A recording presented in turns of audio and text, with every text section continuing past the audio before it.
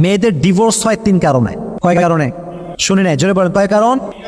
এক, যেই মেয়ে কথায় কথায় ঝগড়া করে, কথায় কথায় জেদ দেখায়, সেই মেয়ের সংসার বেশি দিন টেকে না। 2 নাম্বার, নারীদের ডিভোর্স যে কারণে হয় সেটা হচ্ছে মুখে মুখে তর্ক করে। এরকম মেয়ে আছে না, স্বামী যদি বলে শালি, ও বলে শালার বেটা শালা, তোর 14 গোষ্ঠী শালা, কথায় কথায় তর্ক করে। তাহলে এক হচ্ছে জেদ, 2 নাম্বার কি? কথায় কথায় তর্ক, 3 নাম্বার হচ্ছে অতিরিক্ত রাগ। এরকম মেয়ে আছে না, অতিরিক্ত রাগ, রাগ করে খায় না, কারোর দিকে তাকায় না, বলে এই তুই আমার ভালোবাসিস? স্বামী বেচারা অসহায় মানুষ, কি বলবে? বলে হ্যাঁ ভালোবাসি। যদি আমাকে ভালোবাসিস, আজ থেকে তোর মা থাকবে এক বাড়ি, আমি থাকবো আরেক বাড়ি। এরকম কন্ডিশন, শর্ত বাংলাদেশে অনেক বউরা দেয় না।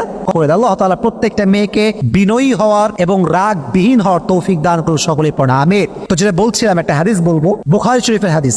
হাদিসে এসেছে আমাদের জাতির পিতার নাম